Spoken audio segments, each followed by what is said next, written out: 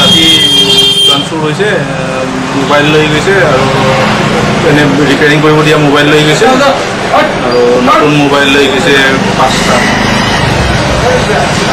কিমান টকা মোটামুটি 15,000 টকা হ'ব আৰু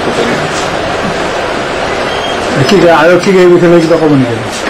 এইবিলাক কি ক'ম আৰু এতিয়া পুলিচে যদি আমাক কোনো এইবিলাকৰ ৰাস্তাৰ মুখৰ দোকান যদি চুৰ হয় তেতিয়াহ'লে ভিতৰৰ দোকানবিলাকৰ কি হ'ব? আমি দোকানী মানুহ এতিয়া দোকান কৰি খাই আছোঁ, যদি আমাৰ যদি এনেকৈ চুৰ হৈ থাকে আমি কি কৰি খাম তেতিয়াহ'লে? এতিয়া তাৰমানে আমি আমাৰ ব্যৱস্থাটো যদি কোনো যদি মানে হেৰি নাই, দোকানটো এখন কৰিলেও যদি তাতেও যদি চুৰ হয় তেতিয়াহ'লে আমাৰ কি হ'ব? আমাৰ অলপ পুলিচ প্ৰশাসনৰ পৰা অলপ হেৰি লাগে আৰু নিৰাপত্তা লাগে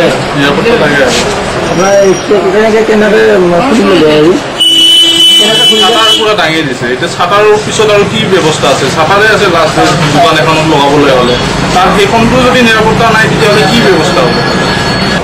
যোৱা শুক্ৰবাৰে এজন অতি বিশিষ্ট আমাৰ মংগলদৈবাসীৰ কাৰণে তেখেত যথেষ্ট কৰি গৈছে।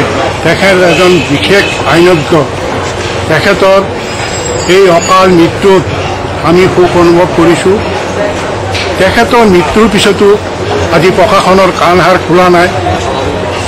যোৱাকালি ৰাতি LNB ৰোডত পানীৰ টেংকিৰ ওচৰত এখন মোবাইলৰ দোকানত চুৰি সংঘটিত হয়। আজি প্ৰশাসনে কিয় এইটো নাচায় যে ইমান ডাঙৰ এটা ঘটনা হৈ যোৱাৰ পিছতো ইয়াত এখন মোবাইলৰ দোকান চুৰি হৈছে, দুখন মন্দিৰত চুৰি হৈছে, শান্তিপুৰত এখন বাইক চুৰি হৈছে, তাৰপিছতো প্ৰশাসন একদম নিলিপ্ত।